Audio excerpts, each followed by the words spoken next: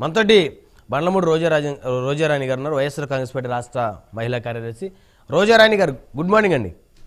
Good morning అండి, నమస్తే.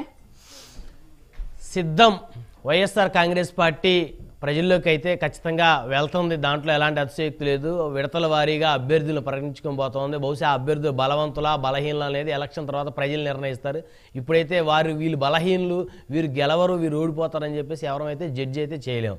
అయితే టీడీపీ జనసేన చాలా నియోజకవర్గాల్లో అంతర్గతంగా పాదయాత్రలు జరుగుతున్న పరిస్థితి ఉంది. అంటే ఎవరికోరు ఆశావహులు దీన్ని ఎలా చూడవచ్చు? ఎలా చూడొచ్చు అంటే ఎలా ఉందంటే అండి, వాళ్ళది పొత్తులతో ఏకాభిప్రాయం అయితే వాళ్ళకు ఉన్నట్లుగా మనకు కనిపించట్లేదు. అలాగే వాళ్ళది ఏంటంటే ప్రశ్నించడానికే కానీ పాలించడానికి ఉపయోగపడుతుందా అండి? ఒకసారి మనం ఇంతకుముందు ప్రీవియస్ ఎలక్షన్స్ తీసుకుంటే ఇప్పుడు ఏదైతే నీతి వాక్యాలు చెప్తా ఉన్నారో పొత్తులతో వాళ్ళు మరి ఇంతకు ముందు మరి పాలించడానికి వాళ్ళకి అవకాశం వచ్చినప్పుడు వాళ్ళు ఏమన్నా పాలించారా? ఇవాళ రోజున వచ్చేసి క్వశ్చన్ చేస్తున్నారు. కాబట్టి వాళ్ళు ప్రశ్నించడానికే కానీ పాలించడానికి పనికిరారండి.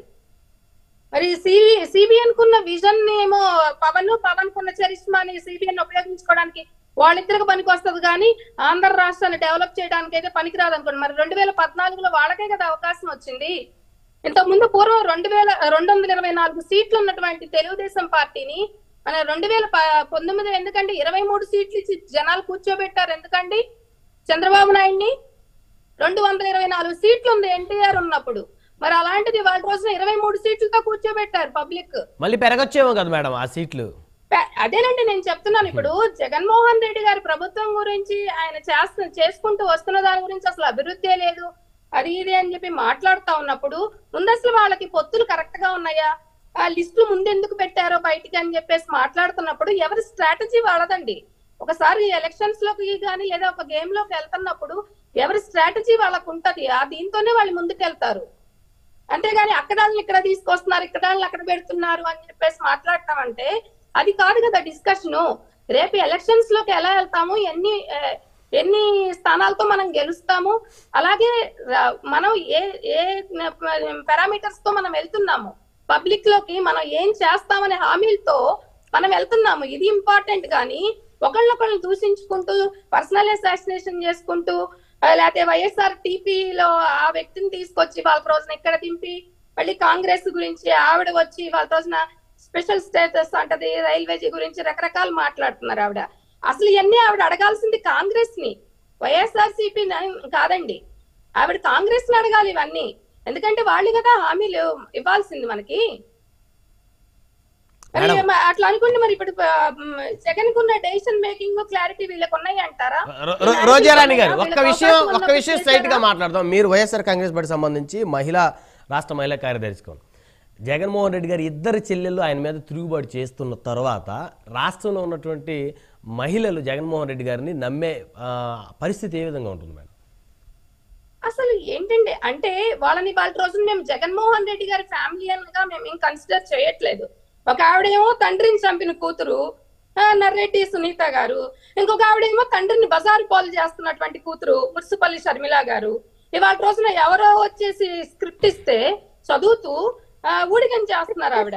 అట్లాంటిది మరి అట్లా చెల్లెల గురించి మాట్లాడాలి అంటే చెల్లి అని చెప్పి నేను మాట్లాడనండి.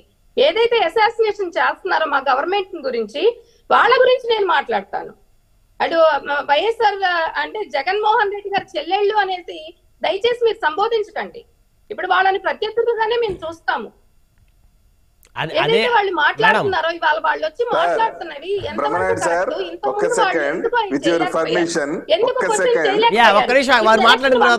వచ్చినప్పుడు ఎందుకు క్వశ్చన్ చేస్తున్నారు అంటే ఇప్పుడు జగన్మోహన్ రెడ్డి గారి చెల్లెళ్ళు అని సంబోధించడానికి ఇష్టపడరా? కాదండి, ఎలక్షన్ పాయింట్ ఆఫ్ వ్యూలో నేను మాట్లాడుతున్నానండి. బ్రహ్మనాయుడు గారు డోంట్ మైండ్, నేను ఎలక్షన్ పాయింట్ ఆఫ్ వ్యూలో మాత్రమే మాట్లాడుతున్నానండి. మేడం షర్మిల గారు అనేక సందర్భాల్లో చెప్పారు, నా భర్తని పిల్లల్ని పక్కన పెట్టి మరి నేను రోడ్ల మీద వైఎస్ఆర్ కాంగ్రెస్ పార్టీ కోసం ఎండనక వాననక తిరిగి కష్టపడ్డాను అని చెప్పేసి అనేక సందర్భాలు. అంటే ఆవిడ కష్టాన్ని మర్చిపోయింది వైఎస్ఆర్ కాంగ్రెస్. షర్మిల గారు కష్టపడ్డారండి, కష్టపడలేదు అని అన్నం. యాజ్ ఏ సిస్టర్ గా ఆ ఫ్యామిలీకి ఆవిడ సపోర్ట్ చేస్తారు కాదన్ను. కాకపోతే ఏంటంటే ఆ రోజు ఆవిడ ఏమి ఎక్స్పెక్ట్ చేశారు, ఆవిడ ఎక్స్పెక్టేషన్స్ ఏమి రీచ్ అవ్వలేకపోయారు. దాని వల్ల ఇవాళ రోజున మళ్ళీ అంటే ఏమి కొత్తగా ఎక్స్పెక్ట్ చేస్తుంటారు ఈ 14 సంవత్సరాలు ఆవిడ మేడం? ఏమి ఏమైపోయారు? ఎక్స్పెక్ట్ చేస్తుంటారు చెప్పండి. ఏమో మరి ఆవిడ ఏమి ఎక్స్పెక్ట్ చేశారో, రకరకాల రూమర్స్, ఏదో ప్రాపర్టీస్ అంటారు, పదవులు అంటారు, లేదా సీఎం గా రావాలనుకున్నారా ఏమిటే? మరి ఇప్పుడు ఆవిడ క్వశ్చన్ చేసేదానికి ఒక అర్థం ఉండి క్వశ్చన్ చేయాలి కదా. కాంగ్రెస్ ఇవ్వాల్సిన హామీల్ని ఇవాళ రోజున తీసుకొచ్చి వైఎస్ఆర్ కాంగ్రెస్ పార్టీ ఎందుకు ఫుల్ఫిల్ చేయలేకపోయిందని అడుగుతుంది. అవన్నీ చేయాల్సింది ఎవరు? అంతకు ముందు అధికారంలోకి వచ్చినటువంటి ఫస్ట్ టైం సిబిఎన్ కదా, ఆయనే కదా ఇక్కడ సీఎం గా వచ్చింది. ఫస్ట్ ఛాన్స్ వారికే వచ్చింది కదా.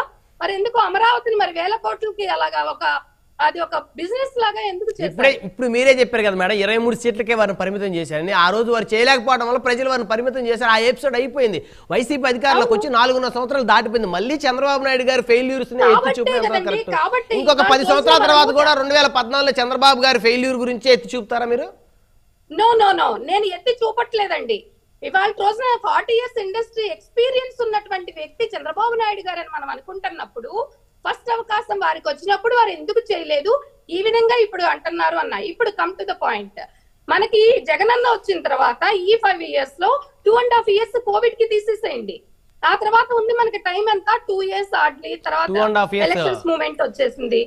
వచ్చినప్పుడు ఏమైంది? ఇప్పుడు అమరావతి అన్నారు, అమరావతిని శాసన మండలిగా, అట్లాగా వైజాగ్ ని కార్యనిర్వాహక క్యాపిటల్ గా, అట్లా 3 places, కర్నూలుని జ్యుడిషియల్ రాజధానిగా ప్రకటించడం జరిగింది. ఇప్పుడు జనరల్ గా మనం ఒక డెవలప్మెంట్ చెయ్యాలంటే ఒక ప్లేస్ ని, ఏవైతే రిసోర్సెస్ మనకి ఈజీగా న్యాచురల్ కెలామిటీస్ కరెక్ట్ గా ఉన్నాయో అక్కడ మనం ఫామ్ చేసుకొని డెవలప్మెంట్ ఈజీగా చేయగలమా? లేకపోతే సంవత్సరానికి 3 పంటలు పండేటువంటి రాజధాని ఏవైతే తుళ్ళూరులో పొలాలు ఉన్నాయో అక్కడైతే మనం ఈజీగా డెవలప్ చేయగలమా? మీరు చెప్పండి, ప్రాక్టికల్ గా థింక్ చేయండి, నేను చెప్పడం కాదు. కాబట్టి ఏంటంటే పైగా ఏదైనా డెవలప్ చేద్దాం, ముందుకెళ్దామంటే కేసులు వేస్తూనే ఉన్నారు కదండి. ప్రతి దానికి కేసులు వేయడం, ప్రతి దానికి ముందు కాళ్ళకి. మేడం, అమరావతిలో జగన్మోహన్ రెడ్డి గారు వచ్చిన తర్వాత ఒక్క ఇటుక పేర్చారా? ఒక్క ఇటుక తోటి ఒక్క కన్స్ట్రక్షన్ చేశారా? సింగిల్ కన్స్ట్రక్షన్ అనట్లేదండి నేను. ఇప్పుడు డెవలపర్ వైజాగ్ లో చేసిందంతా ఏంటి? అక్కడ చేసిన డెవలప్మెంట్స్, అక్కడ చేసిన స్టార్ట్ చేసిన ఏంటి? ఇప్పుడు మరి వైజాగ్ లో ఏం చేశారు? వైజాగ్ లో ఏం సాధించున్నారు చెప్పండి. 3 రాజధానులు అన్నారు కదా, కట్టారా? పోనీ ఎంప్లాయ్మెంట్ జనరేట్ చేయలేదా? ఇవన్నీ సార్ వైజాగ్ లో ఏం చేశారు? వీటిని డెవలప్మెంట్ అనరా? 3 ఇప్పుడు పరిపాలనా రాజధాని వైజాగ్ అన్నారు. Very good. ఏమి చేసి ఉన్నారు వైజాగ్ లో? 0 లెవెల్ నుండి ఒకటి మనం తీసుకొని వెళ్ళాలి అంటే స్టెప్ బై స్టెప్ వెళ్ళాలండి. ఒకసారిగా బిల్డింగ్ కట్టేస్తే సరిపోతుందా? స్టెప్ బై స్టెప్ అని తీసుకుని వెళ్తే కదా, 5 ఏళ్ళు స్టెప్ బై స్టెప్ తీసుకుని వెళ్ళి ఉండొచ్చు కదా. అది కూడా చేయలేదు కదా. ఏం చేయలేదు కాదమ్మా, స్టెప్ బై స్టెప్ వైజాగ్ వెళ్తామన్నారు. అదేనా ఆ పుణ్యకార్యం అని చేసి ఉంటే కదా, అది కూడా చేయలేదు కదా. ఏం చేసి ఒక రాజధాని ఉంటే వద్దన్నారు, 3 రాజధానులు కడతామన్నారు. పోనీ అదైనా కట్టి పుణ్యం కట్టుకున్నారంటే అది లేదు. ప్రసాద్ గారు ఇంకా ఆ అంశాలు వద్దులండి. ఇంకా 1-2 నెలల్లో ప్రభుత్వం కూడా ఎడ్యుకేషన్ లో లేదా, హెల్త్ లో లేదా, ఇన్ఫ్రాస్ట్రక్చర్ లో లేదా, దేనిలో ఒక పర్టికులర్ గా ఒక పర్సన్ రోజారాణి గారు ఇప్పుడు అలా చెప్పుకుంటూ పోతే చాలా ఉన్నాయి. 13 లక్షల కోట్ల ఎంఓయూలు కుదుర్చుకున్న తర్వాత మరి ఎన్ని లక్షల కోట్ల రూపాయలు పెట్టుబడులు ఈ రాష్ట్రానికి వచ్చాయి, మరి ఎక్కడ ఇంప్లిమెంటేషన్ ఎక్కడ జరిగింది అనేది కూడా చెప్పాల్సిన అవసరం ఉంది. 56 days లోకి వచ్చేసాయి. ఇప్పుడు కావాల్సింది ఏంటంటే మనము రేపు రాబోయే రోజుల్లో ఎవరు కరెక్ట్ గా వీళ్ళని న్యాయం చేయగలరు అని చెప్పేసి ఒక కాన్ఫిడెన్స్ ని మనం డెవలప్ చేయాల్సింది ఓటర్స్ లో. అలాగా ముందుకు రావాలి. కానీ అటు మీరు ఎటు పొత్తులు పెట్టుకున్నారు. పొత్తులు పెట్టుకున్నప్పుడు మీ లిస్ట్ లో మీరు బయట పెట్టి ఆల్రెడీ ఇంటర్నల్ గా కుమ్ములాట్లు జరుగుతున్నాయి. ఎంతో మంది ఇబ్బంది పడుతూనే ఉన్నారు ఇంటర్నల్ గా. జనసేన ఎక్కువగా ఉన్న దగ్గర టీడీపీ వాళ్ళు దూరంగా ఉంటున్నారు. టీడీపీ వాళ్ళు ఇదిగా ఉన్న దగ్గర జనసేన వాళ్ళు అసలు ఆ మధ్యలో కూడా రావట్లేదు. ఎంతో మంది ఆ విధంగా చూసుకుంటే మీకే ఒక అండర్స్టాండింగ్, ఒక క్లారిటీ లేనప్పుడు ఏ విధంగా మీరు వస్తున్నారు? కనీసం మేము లిస్ట్ బయట పెట్టాము.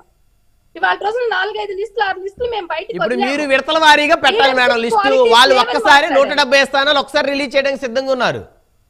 అవునండి, వీఆర్ రెడీ టు. అట్లా కాదు, అదే నేను అంటుంది. మేము అట్లీస్ట్ మాకు కాన్ఫిడెన్స్ ఉంది, మేము బయటకు వచ్చాము, ఇదిగో పలానా వాళ్ళు మా లీడర్స్ అని చెప్పేసి మా జగనన్న అట్లీస్ట్ మా వైఎస్ఆర్ కాంగ్రెస్ పార్టీ నుండి బయట పెట్టారు. మీరు ఎందుకు బయట పెట్టట్లేదు అది మేము అడుగుతున్నాం. చెప్పండి. ఎందుకంటే ఆయన ఇందాక ఇద్దరు బ్రదర్స్ చెప్తానే ఉన్నారు. ఓకే, కాకపోతే ఏంటంటే ఎలక్షన్ కోడ్ వచ్చిన తర్వాత బయట పెట్టాలి, కానీ ఎందుకు జగన్మోహన్ రెడ్డి ముందే పెడుతున్నారు లిస్ట్ బయటికి అని చెప్పేసి ఒక క్వశ్చన్ రైజ్ చేశారు ఒక బ్రదరు. కాకపోతే ఏంటంటే ఇప్పుడు మరి జనాల్లోకి వెళ్ళకపోతే, ఆ నియోజకవర్గంలో ఒక అవగాహన రాకపోతే, మీరు మనం పార్టీకి మనం రేపు వచ్చే గవర్నమెంట్ లో ఇదిగోండి ఇవి చేస్తున్నాము, దీస్ ఆర్ ద పాలసీస్ అని చెప్పి పబ్లిక్ కి ఇంటరాక్ట్ అవ్వకపోతే రేపు ఎలక్షన్స్ లో వచ్చి ఓటర్ ఎలా ఓటేస్తాడండి? రైట్. మొత్తానికి సొంత కుటుంబం సపోర్ట్ చేయకపోయినా జగన్మోహన్ రెడ్డి గారికి ఆంధ్రప్రదేశ్ ప్రజలు సపోర్ట్ చేస్తారంటారు. ఏమండి, సొంత ఫ్యామిలీలోనే వాళ్ళ మేనత్తలు కావచ్చు, మేనమామలు కావచ్చు, వాళ్ళే అలాగే వైఎస్ఆర్ కి చాలా అతి చనువుగా ఉండే వాళ్ళు కూడా బయటకు వచ్చి, ఇప్పుడు అట్లా కాదు, రోజారాణి గారు కేవీపీ గారు సపోర్ట్ చేయట్లేదు, కేవీపీ రామచంద్ర గారు సపోర్ట్ చేయట్లేదు, షర్మిల గారు సునీత గారు అంటే ఇప్పుడు ప్రస్తుతం వారు మీరు